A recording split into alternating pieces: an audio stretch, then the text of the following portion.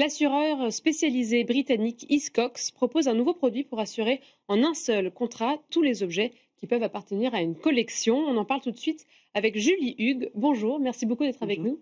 Vous êtes responsable marché de l'art et clientèle privée au sein d'Hiscox. Et merci de venir.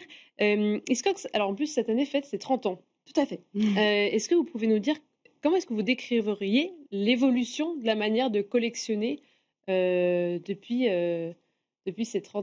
qu'Hiscox accompagne les collectionneurs, et j'imagine que ce nouveau produit accompagne une nouvelle manière de collectionner. Exactement. Alors nous, on a un assureur qui a une existence plus antérieure à 30 ans. Hein. Ça fait quasiment un siècle, mais c'est vrai que ça fait 30 ans de présence en France, et donc 30 ans qu'on étudie, qu'on accompagne, qu'on observe les évolutions du marché de l'art et les habitudes de nos collectionneurs. Et on commence, ça faisait quelque temps déjà qu'on y travaillait, on commence à détecter des tendances qui étaient intéressantes et qu'on avait envie d'accompagner, parce qu'on a envie que le contrat soit toujours à la page, soit toujours dans l'innovation, et d'accompagner des collectionneurs qu'on voit émerger. Il y a vraiment une nouvelle génération de collectionneurs. Alors, on en parle souvent, la génération Z, la génération milléniale, mais qui arrive sur le marché, qui est de plus en plus riche, de plus en plus tôt, et qui a une manière de collectionner assez disruptive par rapport à tout ce qu'on a pu observer par le passé, et qu'on essaie d'adapter aujourd'hui avec ce nouveau produit. Et comme vous le disiez, c'est un produit vraiment tout en un, où l'idée c'est de la modularité. Ça s'adapte à toutes les collections de la manière la plus simple et la plus lisible possible. Quand vous dites du coup une manière de collectionner qui est assez disruptive, c'est en quoi du coup ? Alors, c'est parce que justement, nous, dans notre ancien contrat, on avait l'habitude, par exemple, d'avoir prévu des sections ça va être très traditionnel, hein, pour les timbres, la porcelaine, le mobilier 18e, etc., qu'on a eu beaucoup par le passé. Aujourd'hui, c'est des segments qui sont plutôt en déclin sur le marché de l'art, qui ne trouvent plus vraiment preneur, à la différence de nouveaux objets qui sont devenus presque des objets de la culture populaire, mais qui sont passés en fait dans le domaine de la collection. Alors évidemment, il y a les exemples classiques, les cartes Pokémon, les cartes Magic, les baskets, les vinyles, même des œuvres qui ont été créées par IA. On a aussi une nouveauté qui est plutôt liée aux collections d'entreprises, qui sont toutes les œuvres d'art en leasing, qui ont de plus en plus de succès, et qui avaient besoin d'un accompagnement spécifique à laquelle on... Mais parce que quand on a une collection, avant ce produit, quand on a une collection avec à la fois des sacs de luxe et des œuvres d'art, on ne pouvait pas avoir un contrat unique en tant que collectionneur ? Alors, on pouvait, mais c'était toujours du sur-mesure, et donc, je ne vais pas dire du bricolage, mais voilà, c'est des choses qu'on n'avait pas anticipées. Un sac de maroquinerie de luxe, on pouvait le couvrir, mais dans un contrat plutôt habitation, parce que c'était un objet qui se portait au quotidien, qu'il fallait garantir à l'extérieur. Aujourd'hui, maintenant, vous avez vu le succès du sac Birkin qui s'est vendu à plus de 8 millions chez Sotheby's. C'est des sacs qui sont mis sous cloche, sont préservés et conservés, qui sont plus portés et qui du coup sont complètement éligibles à ce type de contrat. Donc c'est le contrat qui s'est adapté plutôt à l'objet que l'inverse. Et aussi c'est parce que je pensais à ça en tant que nouvelle manière de collectionner. Est-ce que c'est parce que vous voyez aussi plus de diversité dans la collection, dans la mesure où il va y avoir des collectionneurs qui sont plus diversifiés et moins en silo, comme un collectionneur qui collectionnerait que du mobilier 18e ou quelque chose comme ça. Les collections sont plus hétérogènes, vous remarquez ? Oui, alors après, il y a vraiment des axes de collection. Et voilà, je disais, il y a des collectionneurs de cartes Pokémon, il y a des collectionneurs de vins et de whisky rares. Et l'idée, c'était de répondre à ces besoins spécifiques, parce que voilà, une bouteille, par exemple, de whisky, ça se casse, ça se brise, ça fait du sinistre total.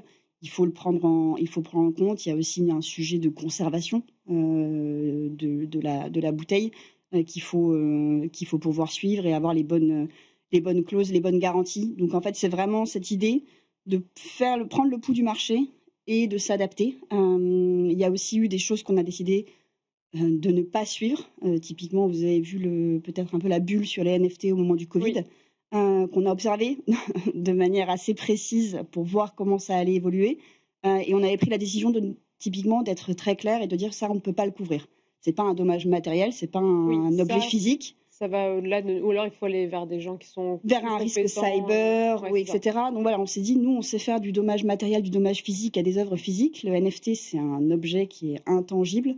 Et donc voilà, on s'est aussi dit, c'est le moment de clarifier le contrat, de dire ces objets-là ne sont pas éligibles et de faire la part des choses. Et ce qui est rigolo, c'est que c'est vrai que la bulle a un peu éclaté aujourd'hui et que oui, c'est vrai qu'on en parle beaucoup moins. Voilà, contrairement aux cartes Pokémon ou aux sneakers ou autres qui sont tous les objets de la culture populaire. Il y a aussi un grand regain au niveau des mémorabilia. Le sport, voilà, le sport, les maillots de foot, les maillots de foot, les chanteurs de variété. Donc là, la guitare de Taylor Swift qui a été vendue à 120 000. On a vu une vente des objets ayant appartenu à Freddie Mercury en 2023 qui a fait plus de 40 millions en vente. Donc voilà, c'est ces tendances-là qu'on essaye de suivre et de répondre aux besoins. Et comment ça se passe du coup? Alors si on veut se tourner vers vous pour assurer notre collection, est-ce qu'il va y avoir un professionnel qui va du coup analyser tous ces objets un à un et leurs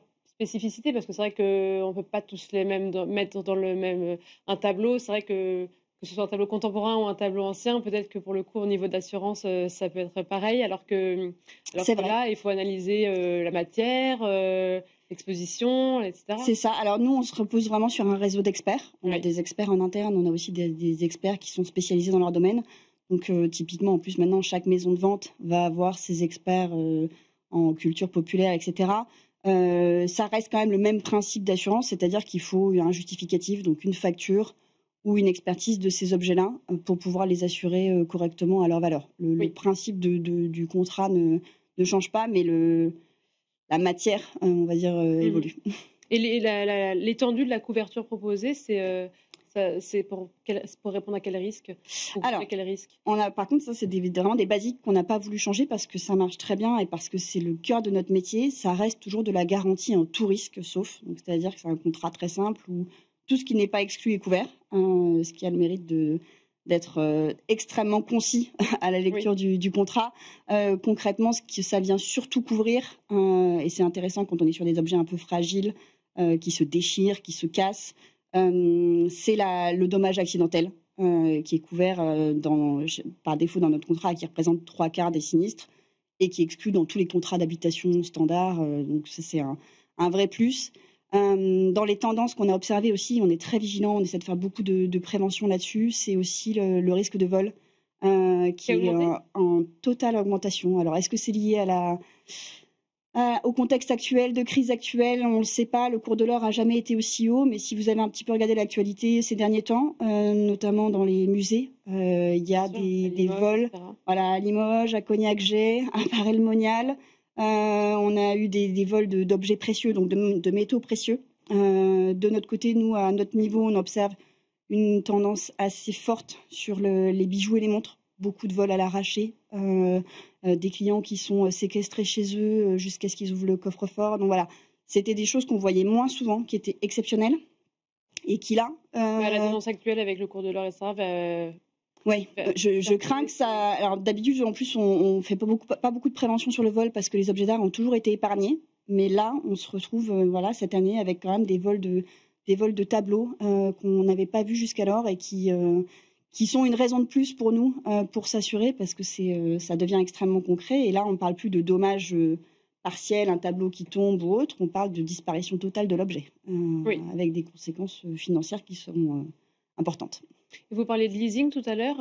Oui. Ça, c'est peu commun d'intégrer les œuvres en leasing dans une couverture, dans une assurance? Alors, dans le benchmark qu'on a fait, personne ne le met par défaut. Oui, il faut rajouter. Donc à chaque fois, ça supposait d'écrire, de rajouter, de venir. C'est moins fluide. Nous, on l'a mis par défaut pour l'ensemble des objets d'art, que ce soit des collections de particuliers ou des collections d'entreprises, parce que y a un intérêt fiscal qui est certain et c'est vraiment une nouvelle manière, un peu à la manière de la manière dont on consomme aujourd'hui. On n'achète plus, on loue. Donc c'est vraiment un besoin et on avait envie que ce soit ancré et écrit dans le contrat.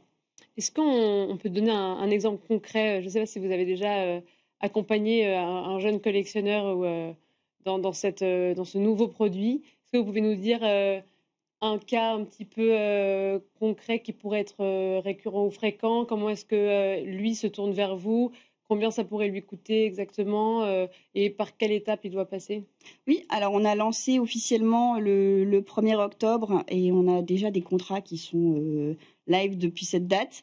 Le premier contrat qu'on a fait, c'est une Tourisque Vin. Donc ça, c'est un collectionneur de vin qui avait besoin d'un contrat spécifique. Et pour vous donner un ordre de grandeur, ce contrat, il est accessible à partir de 500 euros de prime par an. Donc en général, on dit qu'il faut à peu près 100 ans pour être rentable, 100 ans sans sinistre et sans payer de prime pour commencer à être rentable et à économiser de l'argent. Donc c'est des primes qui sont très accessibles. À l'inverse, on a des collectionneurs qui sont exceptionnels avec des collections qui vont dépasser les 10, 20, 50 millions, où là, on est plutôt sur un investissement financier. Oui. Donc là, pour l'instant, les collectionneurs qu'on a vus, voilà, c'était des collections de vin. On a aussi beaucoup, parce que c'est lié aussi à la demande du marché, d'assurance pour les bijoux et les montres. Oui. Les gens ont vraiment besoin de cette garantie-là, en plus d'un contrat habitation qui n'est pas du tout adapté pour pouvoir les porter tous les jours et être serein. Oui, c'est ça, parce que là, c'est des assurances qui nous permettent de sortir avec les bijoux. Ils ne sont pas forcément au Exactement. C'est vraiment un contrat qui s'adapte. Donc, par exemple, une des autres spécificités qu'on n'a pas voulu changer parce qu'elle est clé et que c'est notre marque de fabrique, c'est qu'on garantit donc en tourisme, mais aussi en tout lieu. Donc, en monde entier, les objets d'art vont circuler, ils sont prêtés à une galerie, ils sont envoyés en restauration, ça reste couvert. Et pour les bijoux et les montres, c'est pareil. C'est un peu plus sur mesure parce que la prime serait trop chère si on mettait tout en monde entier et on ne porte pas tous ces bijoux en même temps. Mais justement, on a des territorialités qui s'adaptent et on a la même logique. C'est une nouveauté qu'on a intégrée aussi, c'est que si le bijou est confié au bijoutier, à l'horloger pour la révision, parce que voilà, ça fait partie de la vie du produit, et ben c'est quand même garanti, même quand c'est pas chez le client. Merci beaucoup Julie Hugues. Je rappelle que vous êtes responsable marché de l'art et clientèle privée au sein du l'assureur spécialiste Hiscox. Et merci à vous toutes et tous de nous avoir suivis. C'était Arrêt Marché.